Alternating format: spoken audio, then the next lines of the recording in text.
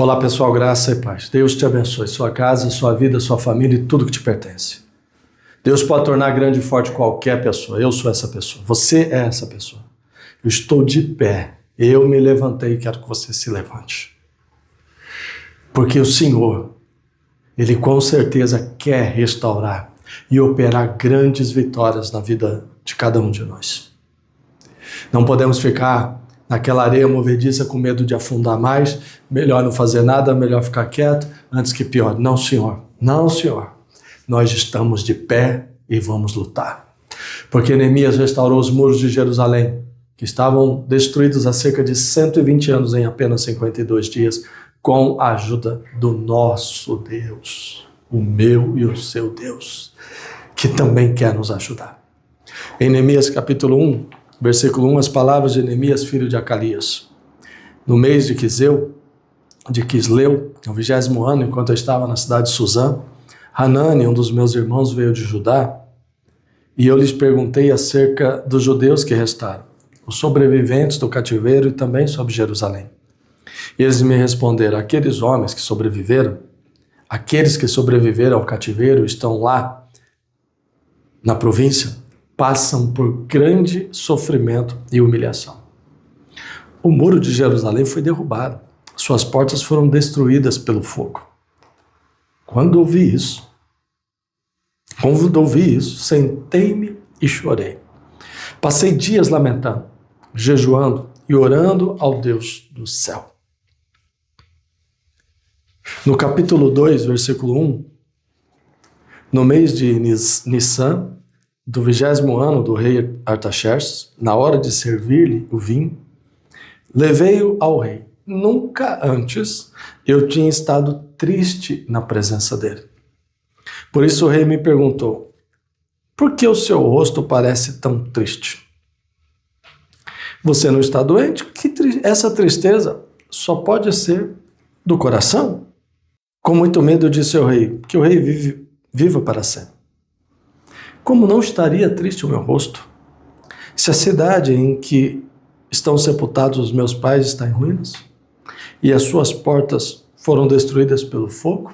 O rei disse: o que você gostaria de pedir, Neemias?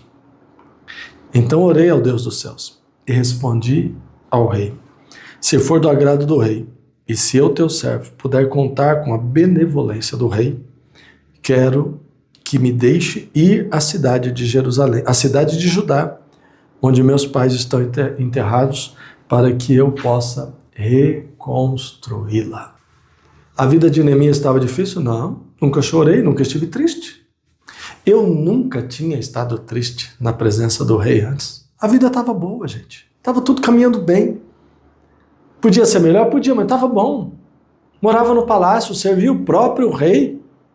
Você vê que o rei conhecia ele, havia ali algum grau de preocupação, de intimidade até. Porque você acha que o rei ia se importar com um serviçal qualquer? Ao contrário, ia castigá-lo se percebesse algum tipo de coisa errada. Percebeu, notou que o rapaz estava triste, coisa que nunca aconteceu antes. E perguntou: o que está acontecendo, meu filho? Isso aí é coisa do coração, você não está doente, eu estou sabendo. Você vê que o rei estava ali de olho, se importava com ele não tinha uma vida ruim assim. Mas quando ele ficou sabendo que os seus irmãos, a sua cidade natal, a sua terra natal, amigos, parentes, a memória dos pais, estava em ruínas, ele se incomodou. Eu perguntava à igreja outro dia, eu falava assim à igreja: olha, eu sei que se a trombeta de Jesus soar agora, o Senhor voltar agora, eu vou para o céu, tenho essa segurança. E você que tem, diga amém. Eu sei que se a trombeta soar agora, se Jesus voltar agora, a minha esposa vai ser arrebatada para os céus. Quantos maridos não têm essa certeza sobre as suas esposas? E vai ficar por isso mesmo? Vai ficar assim? Está conformado? Caiu na areia movediça e não vamos fazer nada? A minha esposa tem essa tranquilidade de saber que se eu partir hoje, ela me enterra amanhã e vai dizer no velório: ele combateu o bom combate, ele está com Jesus, vamos glorificar a Deus. apesar da separação agora, mas ela é momentânea. Mas quantas esposas não têm essa certeza? Quantas têm a certeza de que o marido está caminhando a passos largos para o inferno? A mesma coisa com um filho, com outro filho, com um parente ou com um amigo. E aí? Vai deitar a cabeça no travesseiro e dormir em paz? Não. O Neemias não conseguiu. O Neemias não conseguiu. Embora a vida dele caminhava ali de forma boa, feliz, e ao lado do grande rei Artaxerxes, ele, quando recebeu a notícia que lá em Jerusalém, amigos queridos, irmãos e parentes, pessoas amadas, o seu povo estava sofrendo, ele foi tomado de uma inquietação. Primeiro chorou, lamentou, aí depois orou e jejuou, foi trabalhar, e o rei percebeu que tinha algo diferente, perguntou o que era, e ele, numa ousadia, porque precisamos de uma dose de ousadia, falou e pediu: eu quero ir. Eu estou aqui numa vida boa, mas eu quero sair dessa vida boa e quero ir lá. Você vai pegar um problema com as mãos? Vou pegar, mas vou resolver. Fica quieto, Neemias, não faz nada. Eu tenho que fazer. Esposa, deixa assim. Não posso deixar. Mãe, deixa assim. Não posso deixar. Não posso deixar assim. Tá bom para mim, mas não tá bom para eles. Eu tenho que fazer alguma coisa. Isso tanto que eu já chorei. Chorou? Todo mundo chora, né? Lamentou? Muita gente lamenta. E orar. E jejuar. E pegar o problema para tratar. Se levanta e vamos tratar o que tem que tratar. Eu quero ir lá, rei. Eu quero sair do meu quarto confortável e quero me enfiar no meio daquele monte de entulhos. Por que você quer fazer isso? Porque é a minha terra natal. Eu amo aquele lugar. E eu posso dizer assim, eu amo aquelas pessoas. E quero fazer alguma coisa por elas. Você ama quem está aí com você e você tem que se tomar dessa inquietação. Eu tenho pedido isso a Deus há 2 domingos, hoje é o 3º. Senhor, eu quero o espírito de Neemias. Qual, bispo? De inquietação, de revolta e de inconformismo. Não posso ficar vendo pessoas que eu amo, pessoas próximas, e que eu sei que não estão indo para o céu, continuarem nessa situação. Não posso deixar pessoas que estão perto de mim numa humilhação terrível, como está lá no livro de Neemias, e não fazer nada. Ele foi. Chamou o povo lá no capítulo 2, no versículo 17. Vocês estão vendo a situação terrível em que estamos? Jerusalém está em ruínas e suas portas foram destruídas pelo fogo. Venham, vamos reconstruir os muros de Jerusalém para que não fiquemos mais nessa situação humilhante. E eu começo hoje, aliás, eu comecei hoje. Bispo, o senhor já chorou já? Já lamentou? Já. Mas chega, né? Chega. O senhor vai fazer orar, jejuar e lutar.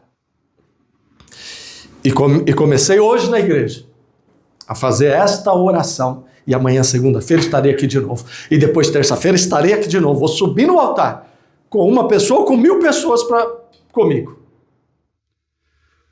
Porque nós temos que sair dessa situação humilhante. O Neemias não estava naquela situação humilhante, mas as pessoas estavam. Ele foi lá, entrou no meio e disse: nós. Pegou aquela briga para ele. Pegou aquele problema, nós. Neemias, o que você tinha que mexer com isso? Pois é, eu não podia deixar do jeito que está. E se você tem esse mesmo espírito, eu te convido. E se você não tem, que passe a ter. Vamos tirar o nosso povo, a nossa família, a nossa casa dessa terrível humilhação.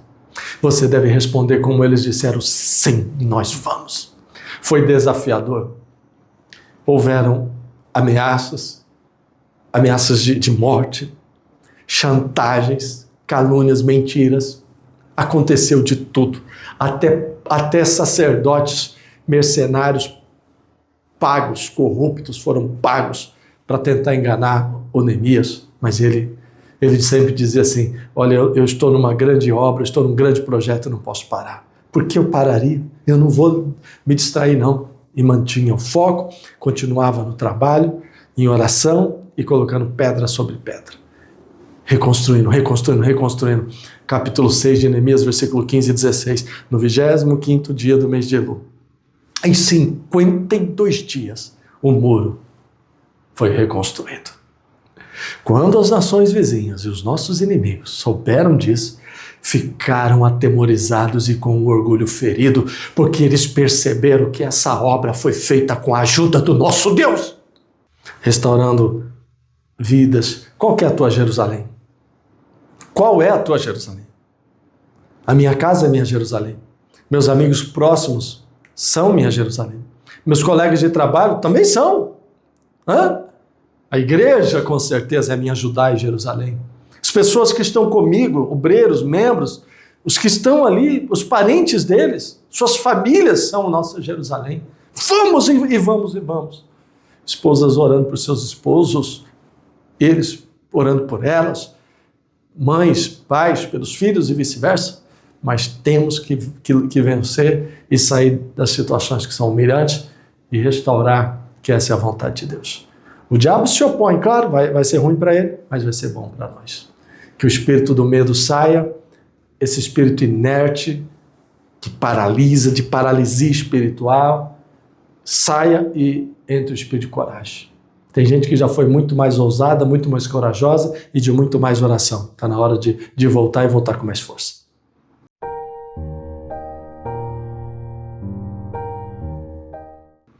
Senhor Deus e Pai, eu me levanto, estou de pé, no início de um grande propósito de restauração, de reconstrução dos muros que estão em ruínas, no meio de entulhos, de pedras queimadas, de portas destruídas. Nós nos levantamos para restaurar e mudar, transformar e conquistar. Que essas pessoas sejam tomadas por um espírito de coragem e de ousadia, sejam tomadas por força e poder, sejam tomadas pelo espírito de poder e de força, e se levantem para lutar por elas e pela sua Jerusalém, restaurando tudo que se encontra em ruínas.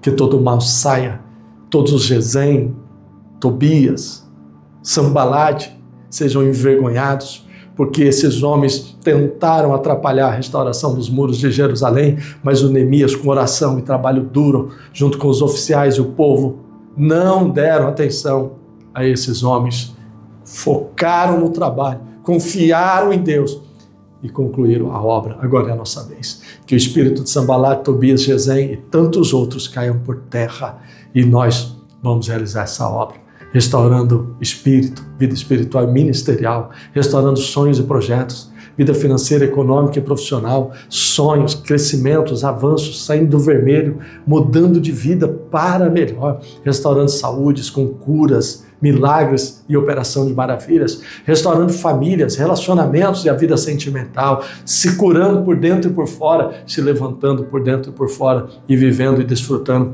do melhor de Deus nessa terra. Que essa pessoa se levante e seja restaurada a sua posição, ao seu lugar de destaque, ao seu lugar que ela merece, o que Deus tem para cada um.